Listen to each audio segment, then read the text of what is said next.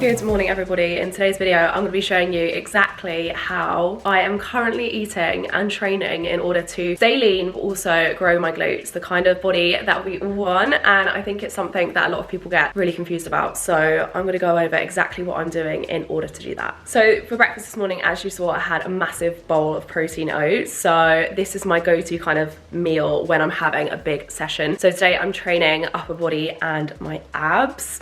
I tend to train abs around 1 to 2 times a week. I throw in like the odd ab exercise, or I will kind of just train it at the end of my sessions, and I'm loving it. I think it's definitely helping in terms of like making my abs more visible. In terms of like actually building your abs, that definitely has to come from your main exercises. So say like your squats, deadlifts, push press, all of that kind of abs. So they're called your compound lifts. But in terms of actually like defining your abs, that can come from isolated ab exercises and also, most importantly, your diet. So today we're going to be doing a full day of eating, and one thing that I'm going to show you in terms of what I eat in a day is just how much protein I have. So at the moment I'm aiming for 140 grams of protein. I am also tracking my calories, so I'm going to show you exactly what my macros are as well. One of the most important things when you are tracking your calories is that you plan. You need to get up in the morning, you need to look in your fridge and think, right, what am I going to eat today? Because it's super important. Without planning, you're not going to hit your macros. What I do is I get up in the morning and I think about what I want to make that day, what I want to eat. And today I'm going to tell you exactly what we have in store, because we're doing a kind of full day of eating. And as you can see, for breakfast I had those hot protein oats with banana and granola, and then I also had an oat milk latte. I've also planned for another oat milk latte later, and then for lunch I'm going to cook some teriyaki chicken.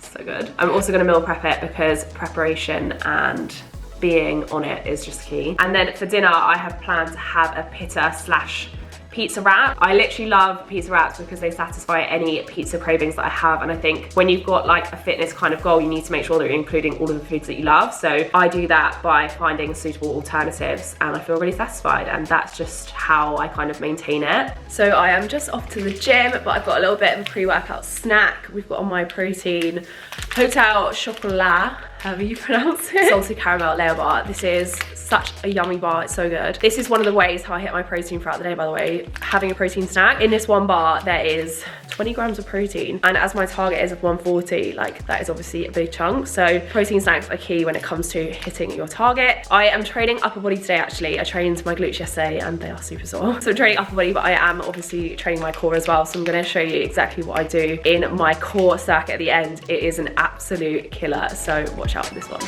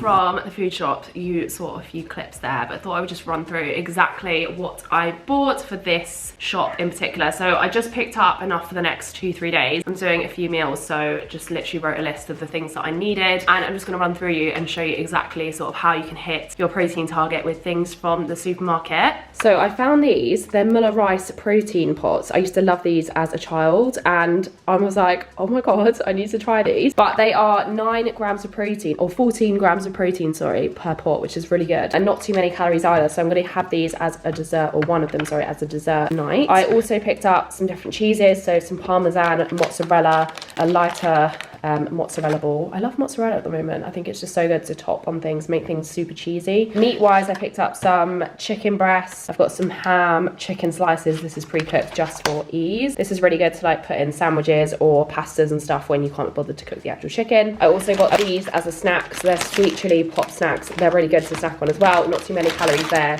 So per portion of these, there are just 94 calories. Some squash because I live my life drinking squash all day. It makes me drink loads of water. Soy sauce to add to a recipe that I'm going to do for lunch. Veggie wise, we've got broccoli, an onion and a red pepper. And then I also picked up these, which I found in Morrison's. They are pita breads, but they're only like 130 calories for the whole thing, which I thought was really good. And then we've also got some oat milk, which I have every morning, and some semi-awesome skimmed milk. So the main thing about all of this food in front of me is that it's really filling. Obviously, apart from probably the pop snacks, most of it is gonna really fill me up. And I think the trouble is when people try to tone up, show their abs, or you know, grow their glutes, whatever, they just try to eat healthy and cut out everything, or kind of snack on stuff that's not going to fill them up. And it's really important whilst you're tracking your macros to eat things that are going to keep you nice and full, especially, you know, if you're finding yourself hungry. So I like to buy filling foods, and obviously protein is going to keep you the most full as well because it's the most satiating macros. So if you are feeling a little bit hungry, make sure you're getting your protein in. Obviously, when it comes to like glute growth, you need to be also eating enough as well. So make sure that you're getting in enough calories. And if you're having like a clean diet, so I always say like the 80-20 rule, if you're following a clean diet, you will also sort of see your abs a lot more than if you're eating rubbish foods, because better foods will be absorbed better and give you more energy as well, and you won't be sort of holding as much water because there won't be so much salt. So when you eat lots of salt, your body retains water to try and balance it out, and that's why you can sort of be quite bloated. So yeah, try to sort of not overcomplicate it. Try to have meals that are, you know, still really tasty but not too complicated. So on that note, I'm just about to make my lunch. I'm gonna make a teriyaki chicken dish. It's really, really easy, just some simple ingredients, and I'll show you exactly how I do it.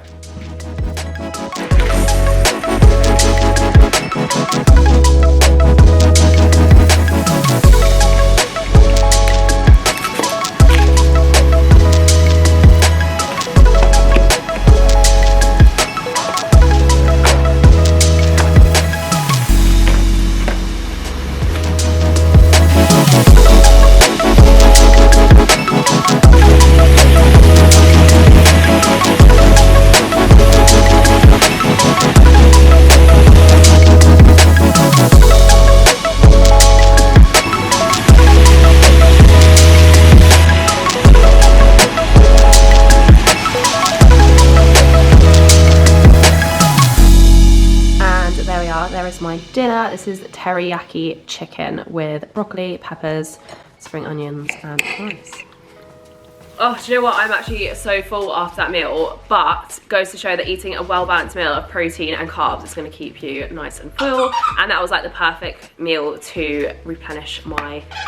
Albert! That kind of meal was the perfect post-workout meal because it was high in protein and high in carbs. So when you train, what happens is your muscle glycogen stores deplete. That will replenish it. So the carbohydrates and the protein will replenish the stores that I depleted in my workout. But yeah, I hope that helps in terms of like meals and stuff. So that meal was actually 445 calories, but it had 48.4 grams of protein and 48.2 grams of carbs, so it's completely balanced between the two. And then it didn't have too much fat because post-workout the best thing to have is carbs and protein, and that's going to help build your glutes, build muscle, help reveal those abs. Like there was no kind of processed foods in that meal. It was all fresh ingredients. None of that is going to cause you to bloat at all or hold water. Take it in toy.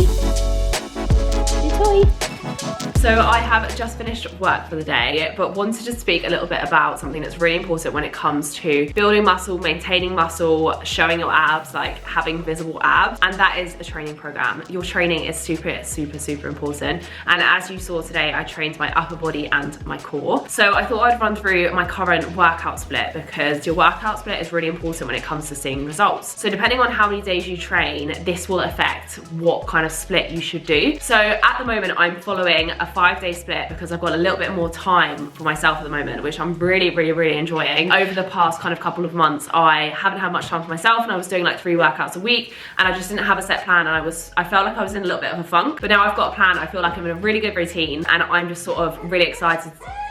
Albert! And I'm just really excited each week to kind of get on with my plan and progress and see where I can progress with that plan.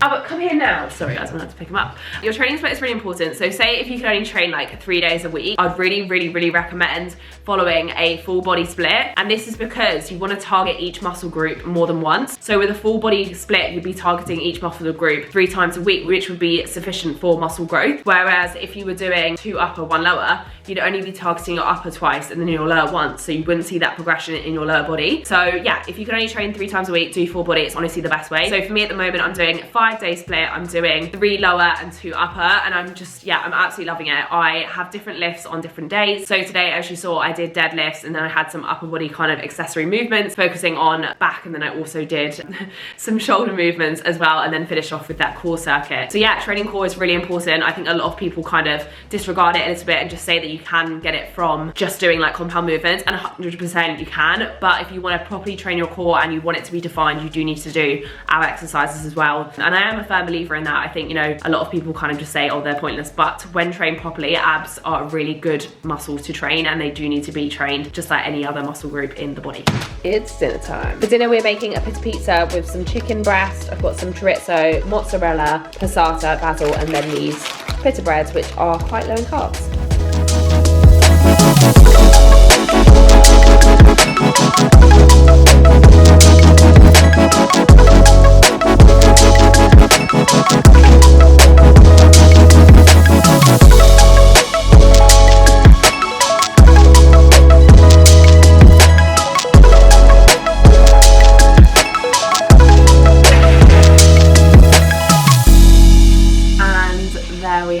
There is my pizza with chicken, chorizo, basil, and then a nice salad on the side. So I've tracked this in MyFitnessPal, of course, because like I said, I'm tracking my calories for the day. I don't know if I said it, but I'm not tracking my calories every single day at the moment. I'm just tracking them sort of like 3 to 4 times a week, because I have a really good idea of what I need to eat to reach my goals, because I've been tracking my macros / calories for so long, and that's the benefit about doing it. It teaches you so much. So even if you've never done it before, I really suggest doing it. And a lot of people ask me if they should track their macros or their calories, and they don't actually realize that they basically are intertwined. But if you are very new to tracking calories or tracking food in general, I'd probably suggest starting off with just tracking your calories, having like a really good knowledge of, you know, how much you need to fuel your body. Obviously, if you want to gain weight, you need to be in a surplus. If you want to maintain, you need to be at maintenance. If you want to lose weight, you need to be in a calorie deficit. So all of these numbers are very different for each individual, and it's a big range. It's not like a set number. But yeah, so at the moment, this meal is sitting at 321 calories. So 32.6 grams of carb, 9.4 grams of fat, and 26.6 grams of protein. So a really nice kind of well-balanced meal again. And then this one actually has a little bit more fat, because obviously it's not post-workout. I'm not about to work out either, so it's not gonna drain me, and I can have more fats now. So yeah, I like to have more fats in the evening. Right, really excited. Last meal of the day. As I showed you earlier, I picked up that rice pudding from Morrison's, and it was the Muller one, the new one. High protein, and I'm just gonna try it for the first time. Vanilla flavour. Apparently it comes in chocolate as well, so definitely gonna be looking out for that one. Here it is. That is actually so good. I literally love cold rice pudding. Oh, it's actually got like vanilla custard at the bottom.